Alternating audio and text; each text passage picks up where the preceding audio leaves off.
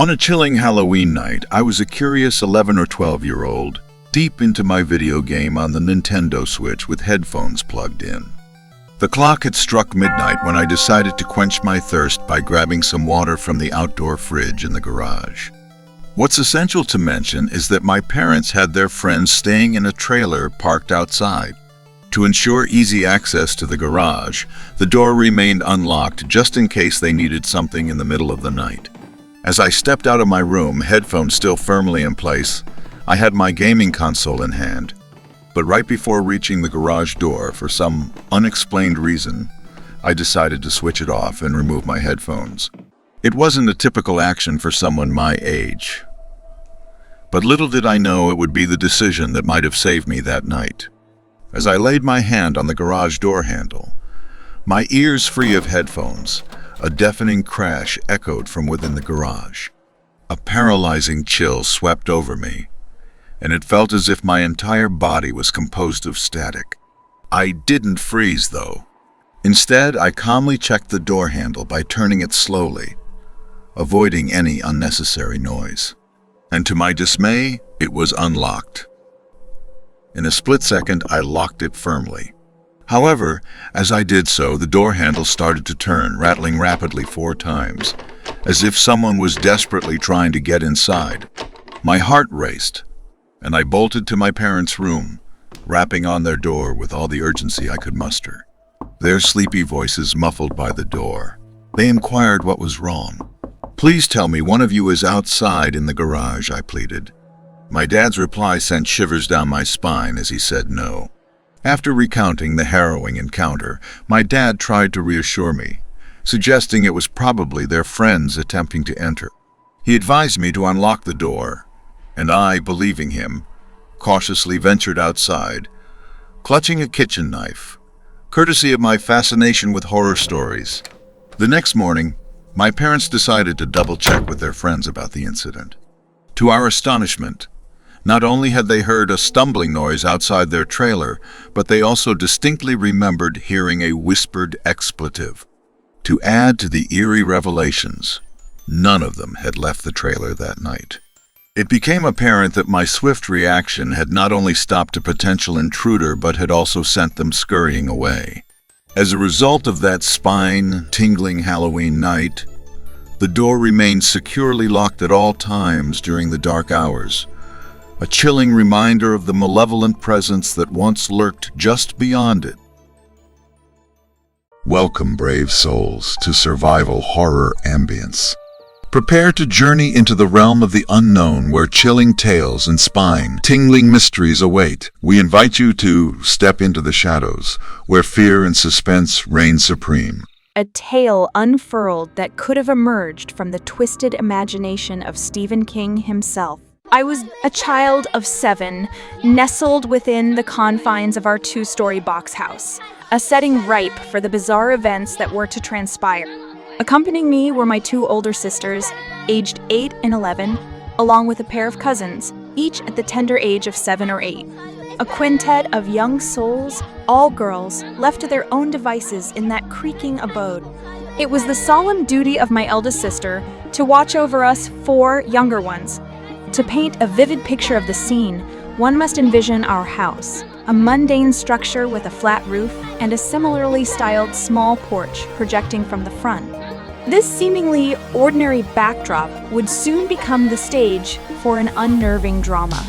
As the day meandered on, our juvenile diversions were intermittently interrupted by an unsettling symphony of sounds emanating from above, footsteps, and the disconcerting clatter resembling pebbles cascading down the downspouts.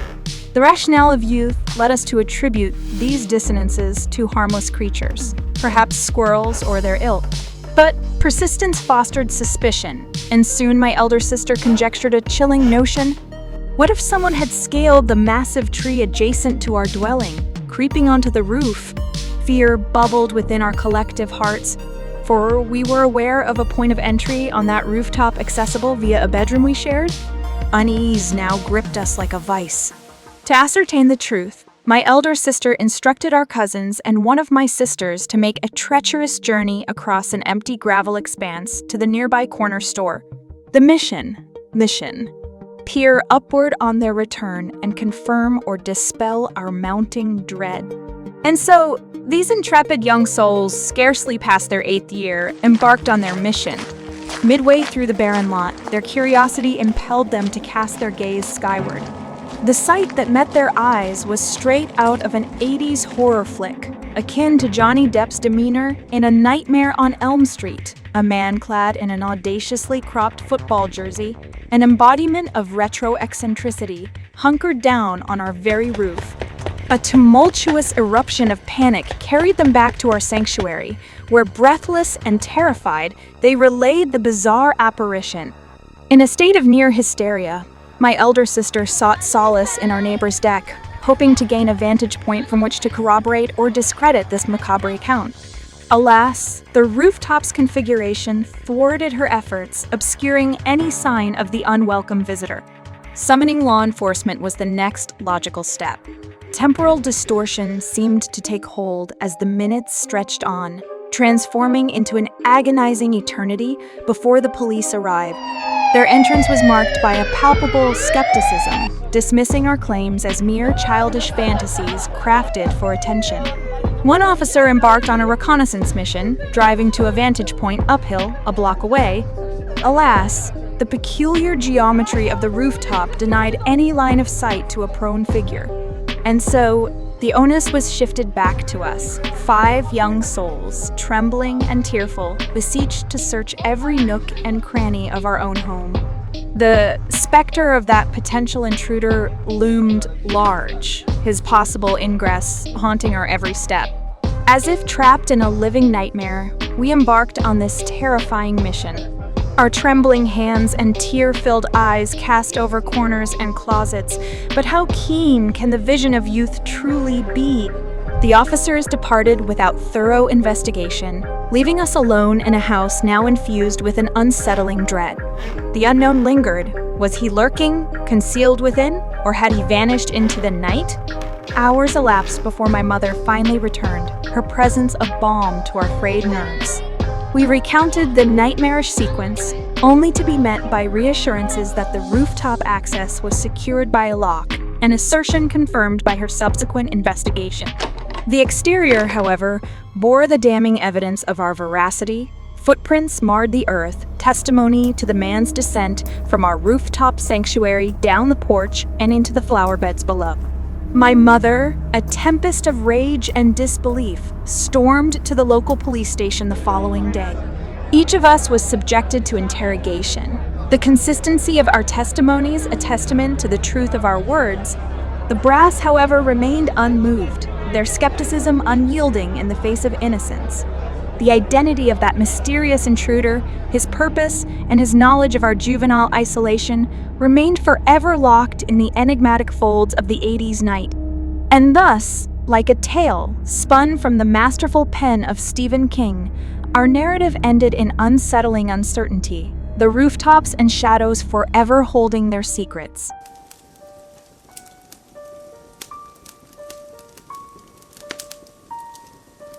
Our parents ventured out for a swift grocery errand.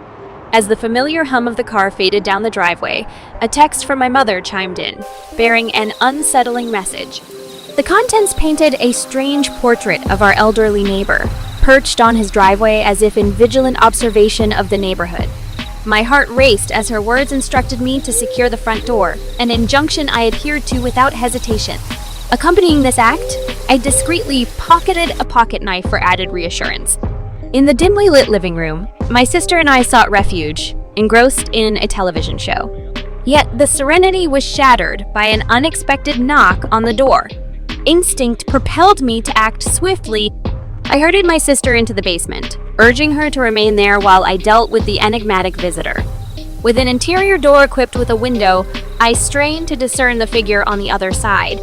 A man or woman, the details obscured by the glass, yet apprehension gnawed at me. Men were a rarity in our quiet neighborhood, and their disposition was anything but amiable. A surge of anxiety coursed through me, amplifying my fear as I contemplated the presence outside. If my absence extended beyond 30 minutes, I instructed my sister to contact the authorities and seek refuge with a neighbor until our parents returned. The door creaked open, revealing the visitor, none other than our unsettling neighbor, his request bordering on the bizarre. A peculiar mix of dread and relief intertwined as he implored me to join him outside. Supposedly, he sought an audience with my parents, but as they were absent, he insisted on conversing with me. With trepidation gripping me, I refused his request, a resolute no escaping my lips.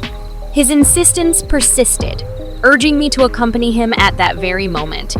His rationale was grounded in my parents' absence, requiring him to relay his matters to me instead. Skepticism wrestled with my fear, and in a moment of vulnerability, I allowed myself to entertain this unlikely scenario. The inexplicable beckoning led me to follow him, trailing him towards his abode. A reckless impulse drove me, a faint comfort stemming from the pocketed knife that bolstered my confidence. His journey brought me to his meticulously kept lawn, a canvas of grass that he guarded fervently. In his stern gaze, I detected the solemnity he attributed to his grass, his surveillance encompassing even the minutest of trespasses. With a gravitas matched only by his overgrown lawn, he gestured toward patches of withered grass. A revelation spilled from his lips, accusations directed at our cats. These alleged culprits had purportedly visited his yard, wreaking havoc on his precious grass. A surge of relief washed over me as his grievance shifted from potential harm to the innocuous habits of our feline companions. With measured words, I conveyed the truth. Our cats never set paws outside our sanctuary. A well-timed fabrication concealed their occasional backyard escapades. Returning home, my parents received my account, and they too were baffled by the strange events. As days unfolded, the neighbor's unease grew, prompting him to summon the police on multiple occasions. Regrettably, for him, the authorities remained powerless to intervene. The strangest twist in this peculiar narrative lay in the fact that the cats he perceived as the malefactors were not even ours, but rather a band of wandering strays. In retrospect, the memory of that night carries an eerie blend of the bizarre and the ordinary, a tale that unraveled within the shadows of a suburban enclave. Thank you for embarking on this eerie journey with us through the corridors of fear and paranoia. If you've been entranced by these tales of the unexplained, don't forget to like, subscribe, and hit that notification bell to stay tuned for more spine-chilling stories. And remember, in the world of survival horror ambience, even the most ordinary places can conceal the darkest secrets. In the next story, a woman's Thanksgiving took a creepy turn on a dark country road, and we'll call this story Dead End. I'm a 30-year-old female and a nursing student, and this unsettling incident happened during Thanksgiving 2020. The day started off on a high note as I passed an exam with a score of 86.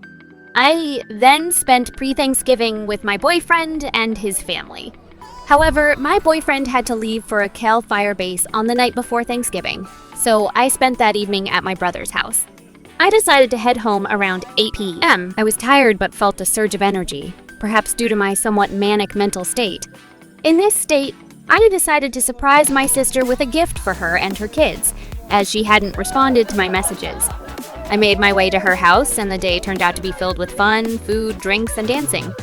Around 6 p.m., I started planning my trip to leave my boyfriend's temporary home. We had a bit of an argument as I told him I'd start my 3-hour drive around 1 a.m. He was a bit nervous about my journey. However, we eventually reached an agreement on my departure time. The festivities continued at my sister's house, with alcohol, fun, Thanksgiving celebrations, family pictures, and more food. I decided to take a nap, but due to my manic state, I also wanted to shower and fix my hair. This delayed my nap, and I ended up lying down around midnight. I set an alarm for 1 a.m., but I ended up sleeping through it. My sister, who asked me why I hadn't left yet, I rushed out of her house but left my phone behind. Once I had my phone, I set out on my journey again. However, I took a wrong turn due to mixing up two cities with similar names, both starting with H. Once I corrected my route, I was on my way. The first hour of the drive was a bit frustrating, and at one point I thought I had left my vape pens behind as my sister had mentioned it. I later found the vape pens in my purse, which was a relief. As I left the city limits of Sacramento, I found myself in a race with a lifted Silverado. My competitive spirit got the better of me, and I decided to join the race. We reached speeds of up to 120 miles per hour for about 10 minutes before I realized it wasn't worth the risk of getting a ticket. After the Silverado took an exit, it was just me and another driver in a dark, rural area. The other driver seemed to be closely following my car, and my focus was on making it safely rather than on the car beside me. We reached a small town where we had to travel through a few miles on a major street, going through stoplights. At one point, I felt annoyed by how close the other driver was to my car. However, after a few lights, the driver turned off, and I felt a bit childish for being bothered by it. But my sense of unease returned when, a few lights later, I noticed the same car had returned to the main street. It was the only other car on the road and seemed to be purposefully staying on my right side. My fear began to build, and I hesitated to call my boyfriend as I wondered if I was just being paranoid. I had driven alone for long distances at night before, but I couldn't shake the feeling of unease. As we approached a traffic light, my brain went into overdrive, and I decided to stay calm. However, as the light changed, I stayed put, and the other car didn't move either. When I finally glanced to my right, I could see the silhouette of a person's face under a hat staring at me. My heart raced, and I decided to drive through the intersection slowly, maintaining my composure. The other driver's car remained still, and a car behind us honked impatiently. It was then that I noticed a truck in the distance approaching the last traffic light on the one-lane road. I accelerated to reach the light, but the other driver matched my speed. Panicked, I veered to the left into oncoming traffic to get around the truck. My rationalization was to speed up and take my chances with the police if necessary. The other driver followed suit, dangerously weaving between lanes. Even as I sped up to 120 miles per hour, the other car stayed close behind. After about 10 minutes, I began to slow down, eventually reaching 80 miles per hour and then 65 miles per hour. I finally stopped at a store with many customers to ensure my safety. I entered the store, visibly shaken and struggling to pay for my coffee and cigarettes due to my trembling hands. The sun was rising, and I was almost at my destination. I was still shaking and had a persistent headache. When I reached my boyfriend's place, he sensed something was wrong. I explained the terrifying experience to him, and although he was upset, he provided comfort and insisted I avoid late-night drives from then on. This incident served as a stark reminder that no one, regardless of gender, should think it's okay to drive alone into rural areas at night.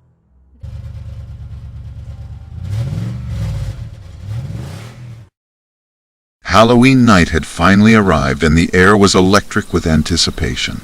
I was part of a group of friends who had eagerly awaited this night for weeks. There was a famous haunted house in our town, and it was the main event. All my friends were eager to go, and I was determined to impress them. This haunted house had a reputation for being more terrifying than any other, and I couldn't resist the challenge. Dressed in our scariest costumes, we piled into a car and set out for the haunted house. As we pulled into the parking lot, the authenticity of the place was immediately striking. It resembled a grand, decaying mansion that had been abandoned for years. Fake blood was splattered all over the walls. Bloody handprints adorned the cracked and chipped glass windows, and oversized fake cobwebs with gigantic spiders clung to every available surface. In a hidden corner, a body bag lay in a pool of fake blood, creating a spine-chilling tableau. It was deeply unsettling.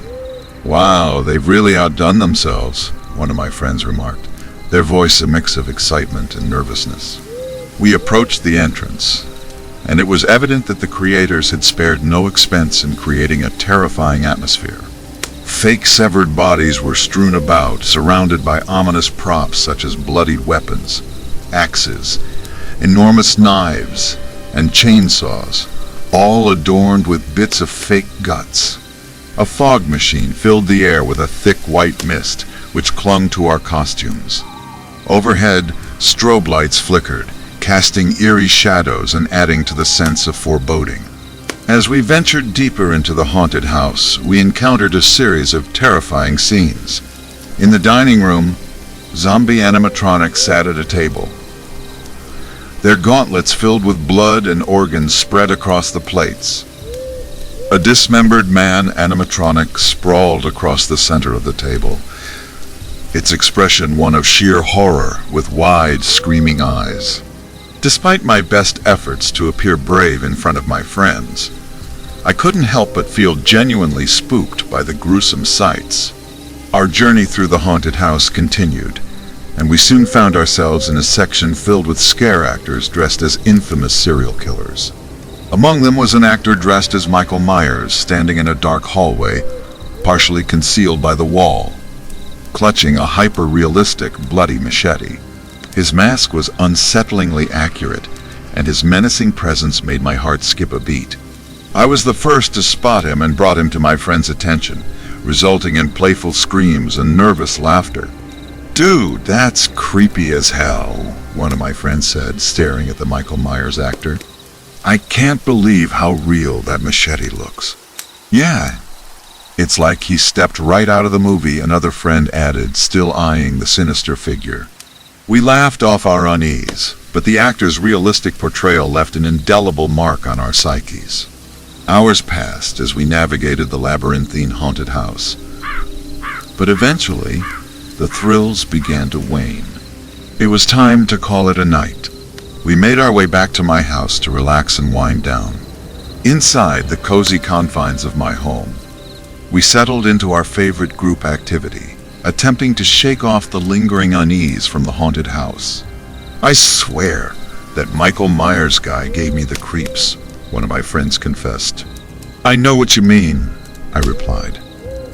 They really nailed the authenticity in there.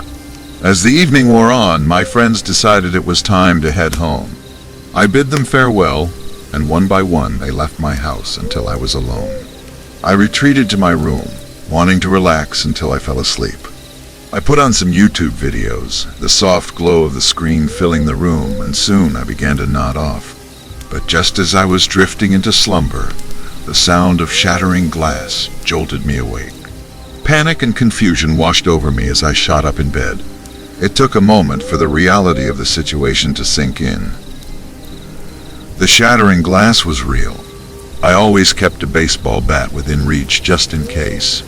I grabbed it and, with trembling hands, began to creep out of my room, determined to investigate the noise.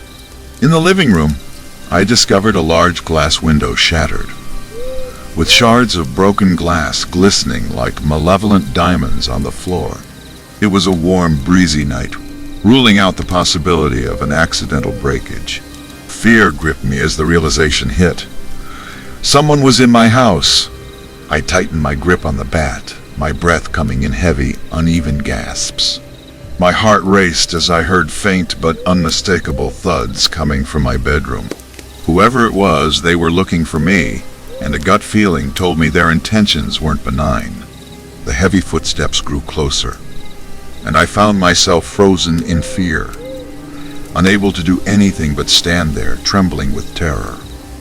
The footsteps suddenly stopped, and the house fell into an eerie silence, broken only by the chirping of crickets outside. Then, I felt the cold, menacing touch of metal against my neck. A huge machete pressed threateningly against my throat. I could hear heavy breathing from behind, and the terror that had gripped me throughout the night reached its peak. My mind raced as the seconds felt like hours. I could feel the weight of the machete against my throat, and cold sweat began to trickle down my back. With my heart pounding in my chest, I couldn't bring myself to move or even breathe too loudly. The intruder behind me seemed to enjoy my fear, letting out a low, eerie chuckle that sent shivers down my spine. "I bet you thought you were safe," a voice thick with malice whispered in my ear.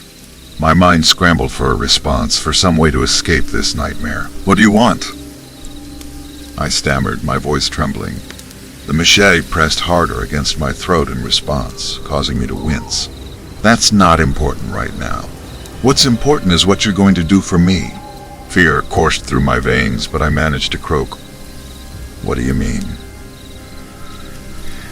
The intruder leaned in closer, their hot, rancid breath against my ear. "You're going to do exactly as I say, or things will get very messy, very fast." My heart raced even faster, and I couldn't fathom what this person had in mind. "Just tell me what you want, and maybe we can figure something out," I pleaded, desperate to avoid the impending danger. A sinister smile crossed the intruder's lips, even though I couldn't see their face. Good. That's the spirit I was hoping for. First, I need you to lead me to something. My mind raced, trying to figure out a way to stall, to find an opening for escape, or to signal for help. What do you need me to show you? Your friends, the voice hissed. Take me to them. Panic surged through me. I couldn't lead this person to my friends. I had to protect them. I can't do that, I said, my voice growing stronger with determination. The machete pushed harder, drawing a thin bead of blood from my neck. You don't have a choice. Lead me to your friends, or I'll make this night unforgettable in the worst way. I couldn't bear the thought of leading the sinister intruder to my friends, and I knew I had to stall for time. Okay, just let me get dressed. The pressure on my throat eased, and I heard the intruder retreat slightly. They continued to watch me closely, and I knew I had to seize any opportunity for escape. Slowly, I reached for my phone, which was on the nightstand.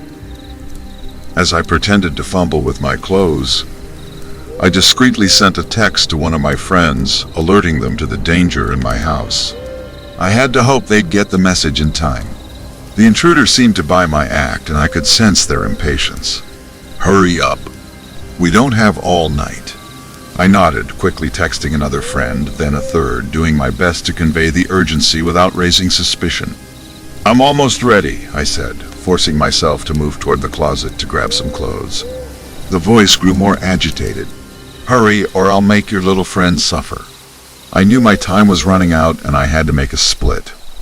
Second decision. I lunged for the baseball bat that leaned against the closet door. With all my strength, I swung it in the direction of the intruder, connecting with a solid thud. The intruder let out a guttural scream, and the machete clattered to the ground as they stumbled backward. I took my chance and bolted for the door, frantically dialing 911 as I sprinted. The operator answered, and I breathlessly explained the situation, giving them my address. I was met with reassurances and instructions to stay on the line. As I reached the front door, the intruder began to recover. I could hear their enraged screams from behind me, but I didn't dare look back. The police would be on their way, and all I had to do was stay safe until they arrived. I flung open the front door, taking refuge on the porch and watching the flashing lights of the approaching police cars. It was a long, agonizing wait, but the authorities eventually arrived and apprehended the intruder. As they were led away in handcuffs, I finally exhaled a breath I hadn't realized I'd been holding. The nightmare was over, thanks to quick thinking and a little help from my friends and the authorities. Halloween had taken a terrifying turn, but it was a night I would never forget, a night when fear had met its match in determination and resourcefulness. I had a rather strange camping experience in the lesser-known wilderness of East Tennessee. The campsite in question was a bit off the grid, not very well marked, and it was located near a creek. This secluded spot offered limited campsites, with one on the right side and a string of around 4 campsites on the left, following the course of the creek. The road was situated on higher ground, and one had to make their way down a hill on either side to access the campsites. The peculiar incident occurred around 1:30, when 2 substantial pickup trucks pulled up and set up at the first campsite on the left side, directly across from where my friends and I were camped. We couldn't help but find it bizarre that these individuals had arrived so late at night. After unloading their gear, they proceeded to build a substantial fire, which lit up their entire area. What struck us as even more unusual was the presence of exceptionally bright lights, which cast an eerie glow over their campsite. Adding to the mystery, they had set up a small, tall tent, one that might be used as a pop-up changing or privacy room. This was where things took an odd turn, and I should note that alcohol was involved, which might have affected my memory. I distinctly remember that the individuals at the campsite appeared to be wearing some sort of peculiar attire, robes, jackets, or other clothing that seemed to hold some significance. The color, from what I can recall, was possibly purple or dark blue. They were constantly moving in and out of the tent, while the others remained active around the fire. My friends and I couldn't resist periodically peeking over to observe what they were up to. Their actions had a certain ritualistic quality to them, though I must stress that we never considered them to be part of a sinister cult or anything of that sort. It was just the most reasonable explanation that came to mind at the time. Whatever they were engaged in, it didn't align with the typical camping activities of relaxing by the campfire and making s'mores. It was clear that they were involved in something, and they remained there throughout the night. We knew they must have been aware of our presence since our cars were parked nearby, so secrecy didn't seem to be a concern for them. They eventually left early in the morning, and while I didn't notice anything particularly alarming as they departed, I do recall seeing several trash bags in the back of their trucks. The only conventional explanation that comes to mind is that they may have been involved in some sort of volunteer trash cleanup, team-building exercise, or perhaps a biological study. Has anyone else ever encountered a situation like this or have any ideas about what this mysterious camping experience might have entailed?